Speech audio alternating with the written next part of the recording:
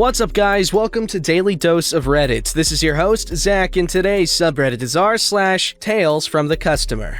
Alright, this story's called entitled St. Patrick's Day Diners. Nothing too explosive, but left me shaking my head at how insane and entitled some people can be. St. Patrick's Day 2004. I was a captain in the US Army, stationed stateside, and the commander of a recruiting company somewhere on the East Coast. Like many military officers around that time, I was a bit overworked and stressed, and I typically left my office late. This particular weeknight, it was around 1930 hours, 7:30 p.m. for you civilians, and my fiancée lived a 2-hour drive away, so I wouldn't be spending time with her. On my way home, in the town just outside the installation, was a really great Irish pub. They served amazing burgers and steak fries there, and I decided to stop and treat myself. Naturally, I'm still in uniform, and it just happened to be St. Patrick's Day. Now, I lived another 10 miles away as the car drives, and across the river, so I knew few people in that little town. Also, I had a book with me, and I was looking forward to spending my time reading with a soda and an Irish beer waiting for, and then enjoying, my food. I'm an introvert, which does not mean I'm antisocial. It means that I recharge my batteries with solitude. So after a day of dealing with everyone from my equally beleaguered battalion commander to herds of arrogant high school kids who love to pelt me and my soldiers with the F word and describe how they're so much better than the US Army could ever deserve, and how they're going to medical school with their 2.1 GPA.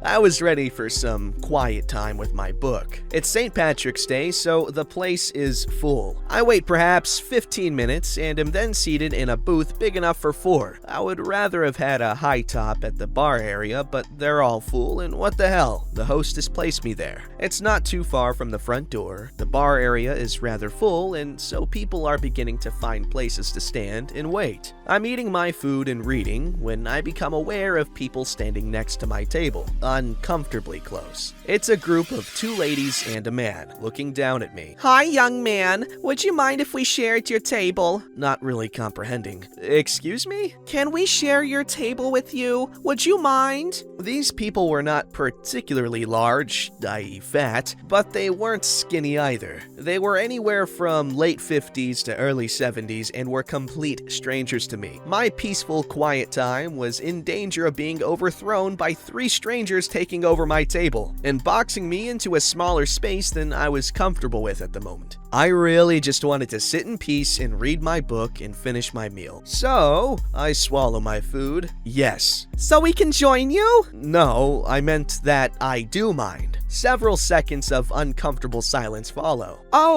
Well, the restaurant is so crowded tonight. It's St. Patrick's Day, you know, and we just thought you might enjoy some company and that we would share your table with you.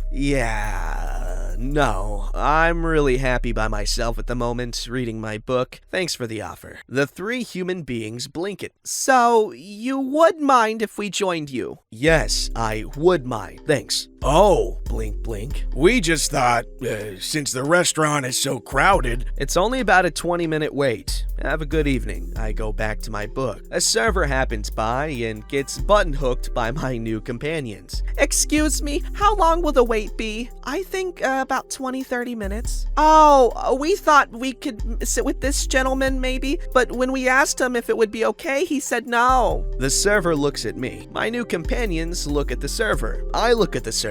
I shrug. Server to me. Sir, you're good right now? Until that point, I had been centered in the seat on my side of the booth. I then slid a bit to my left and lifted one highly polished shoe onto the seat opposite, sending what I hoped was an unmistakable message. Perfectly happy right now. Thanks. Well, we just thought we might join them here. Folks, we'll get you a table just as soon as one opens up. Just be patient. Well, if we do have to wait. But the server has already walked away, and I've already dived back into my food and my book. My new companions spent the next 20 minutes standing next to my table. They made some light small talk amongst themselves, but I couldn't help but notice every 20 seconds or so, they would look down at me, as if to make sure I hadn't suddenly apparently disapparated to Hogwarts or something. I caught them doing this several times. They would then smile at me and occasionally ask some stupid questions. So you're in the army? Yes, ma'am. I took to refusing to look anywhere near them. Eventually, they were seated at a table some distance away to my left. I caught them looking over at me every now and then. My impression was that they were talking about me and checking to see if I could hear them. Due to the noise level in the place, I couldn't. Just as I've about finished, the hostess comes to stand by my table. Excuse me, sir? Yes? Did those people She points to my former new companions. ask to share a table with you? Yes? Am I in trouble or something? No!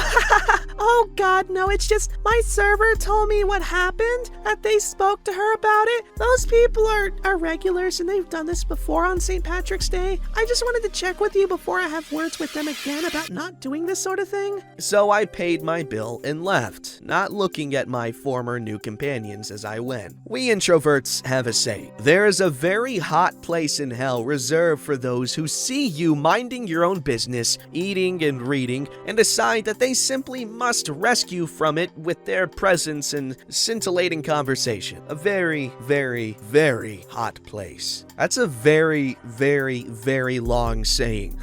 And that sounds terrible. I feel horrible for OP because that just, I would probably, what would I do in that situation? What I would do is tell them that they can't sit there, then disappear to the restroom for like 15 minutes, then come back. And they're gonna be like, wow, that was a long bathroom trip. And I'll be like, yes. But what you were actually doing, instead of going to the bathroom, was going to the kitchen, getting some cleaning chemicals, and then spiking their drinks with various products. Nothing deadly, nothing lethal, all right? Just enough to cause severe discomfort. And so then they get their drinks, everyone's happy. I mean, except for them. Alright, this story's called Phone Provider Scammed Me for Extra $30 Every Month for 3 months. This happened last year. I currently use an okay phone plan, but I probably should have gone with another provider because I live out in the country and need better coverage. I like the phone I have though. I got it on a payment plan to pay it off for, I think, roughly 2 years. I can't remember. But my provider actually screwed me over on the payment plan for it. They had set a number of months to pay the phone off. I thought those months would pay it off exactly in time. Turns out they never planned for that. Looking back, I wondered why they offered me such a low monthly rate. Then when I exceeded those months, they stopped the payment plan completely and started overcharging me monthly. I was paying over $90 and didn't notice for a few months because it was on autopay. They didn't bother to contact me that the payment plan was over, yet they didn't mind sending me advertisements as often as they could. Got woken up by an advertisement text more than a few times in the early morning because of them. When I went to the phone store and confronted them, they said it was a monthly fee to lease the phone since it wasn't paid off, so I technically didn't own it yet. I was mad they didn't contact me, but what was done was done. So I just said I wanted to pay off the last $200 on the phone, but my bank account was getting low at that time. So I went home and got cash that I'd saved on the side to pay the last of it off. But when I came back, they told me that they didn't accept cash for paying off phones, only credits or debit. Yet for some reason, they accepted cash for monthly bill payments. What the fuck? So I had to deposit the cash at my bank so I could pay off the phone with debit. And when I went to pay, the phone provider's computer system suddenly went down and they couldn't take any kind of payment for the rest of the day. You can't make this crap up. I had to wait till Monday to come back and finally got the phone paid off and my bill went down to about $60 a month. Edits. I've been getting repeated comments about why I didn't just pay online. I'm not really one to do that for various reasons. Mainly, I really don't trust it. A close friend of mine had his card information stolen from paying a bill online. He got lucky and caught it quick, but had to get a new credit and debit cards for everything. Additionally, my identity information was literally stolen right from my health insurance company over a year ago. Some thieves broke in and stole several computers, one of which contained my personal information. So to say I'm afraid of paying bills online is a slight understatement. Wow. Well, I mean, it's not likely to happen to you twice, but I guess better safe than sorry. But geez, that sounds annoying. I would never freaking go. I would never be able to, go to the store and make them fix it. I just deal with it because I just hate dealing with customer service people. It's horrible.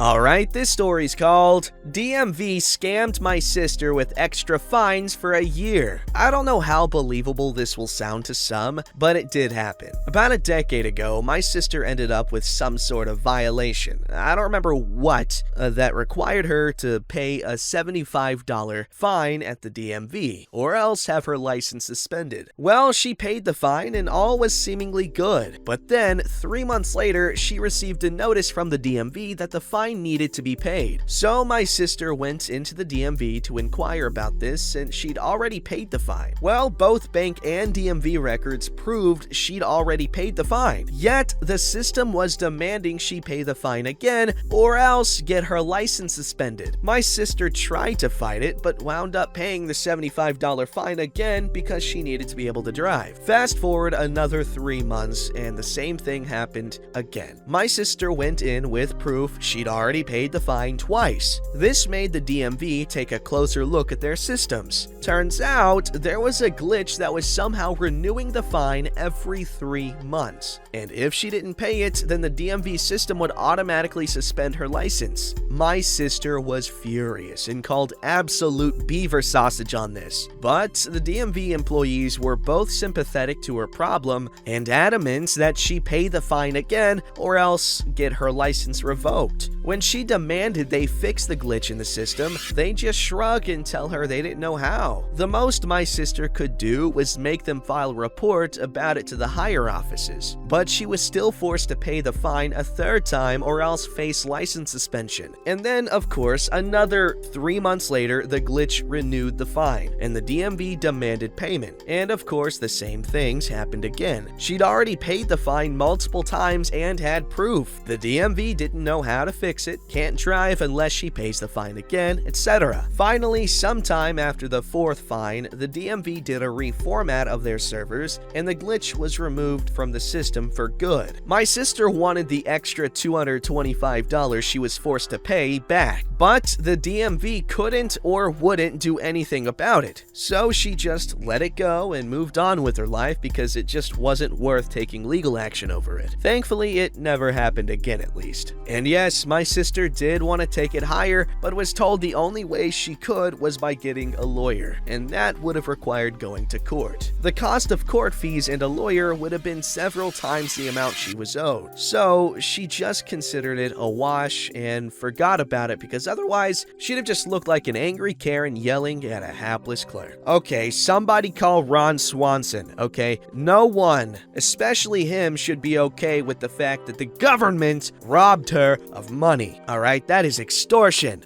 Alright, this story's called Beware Letting Your Children Get the Food, apparently. Decided to order lunch from the alliterative food delivery service today. Got some tacos from the chain up the street. Alliterative. Is it DoorDash? Because DoorDash, that's alliteration. Anyway, we do contactless delivery. Have ever since it became available. Usually there's no trouble. Today, trouble. A little bit after we were done eating, there was a knock on the door. I opened it up to find a couple of local police officers standing outside. One of them asked if we'd just had a food delivery. I said yes, as we had, and he asked if I'd had a kid pay for the food. I told him no, we'd paid through the app. My kid had just brought the food inside. That was when he told me that the delivery person had called the police and reported that my kids were home alone. Obviously, that's not the case. Not only am I here, but so is my husband, and one of the kids, not the one who brought in the food, is 17. I'm not sure how you can make the jump from kid takes food in the house to I better call the cops because a 10-year-old is all alone. I don't like phone calls and avoid customer service whenever possible. Hey, what's up? But I actually called and complained about that one. Wow, look at us. Kindred spirits. I appreciate it. Alright, this story's called 24-Hour Delivery Taking 200 Hours and Counting, No Refund. When it rains, it pours. Here I am back with a second crazy customer service experience in the space of a single week. About 2 weeks ago, someone tried to jimmy my neighbor's back door and the rear wooden door to my garage. They didn't get into either, but I thought it best to beef up my garage security. I replaced the door and frame, put on a new hasp latch, and ordered a steel barricade for the interior. Badass. I bought the barricade last Friday, 1 week ago today, before 9 a.m. from a small blacksmithing company which operates an eBay shop. Measured everything up, put in my order, and decided on postage. The two options were free postage with arrival in 5 working days, or 18 pounds for a 24-hour courier. I thought it best to just shell out for the courier since I was eager to make my garage as secure as possible as quickly as possible. I expected the barricade to arrive on Monday. Nothing. Thought, okay, wait one more day. Nothing. Emailed him on Wednesday. No response. Emailed again yesterday. No response. Today I found the number of his workshop and gave him a call. Asked about the barricade, and he took down my order number. Here was the interaction. Gonna be honest, mate, I completely forgot to send your order out, but I did send it first thing this morning when I remembered. Right, that's good news, but I want a refund for the postage. I paid 18 pounds for a 24-hour service, and that's you just sending it off a week later. Yeah, but I sent it via 24-hour courier today. Great, but I paid for 24 hours a week ago. It's been 200 hours. It's not my fault I forgot. That's a textbook case of something being your fault. Am I getting my refund, or do I have to open a PayPal case? Do what you like. And he hung up. After I finish typing this out, I'm gonna open a case, obviously. The mind boggles. Okay, here's something you have to understand. When you pay for shipping, you're usually paying for the, like it says 2-day shipping or 1-day shipping or something. You're paying for the speed at which it ships, but that depends on them getting it to the post office or whatever, actually getting to the shipping company. So, for instance, you could pay for 1-day shipping from an Etsy store, but like, what if they have to make it? All right, you're paying for the 1-day shipping, but they still have to make it then ship it out. So, I'm not sure who's in, obviously the company should refund him the money because, his excuse was stupid and he was taking forever for no reason, but I'm just, making sure that's clear. Don't forget to like, subscribe, and hit that bell to never miss an episode.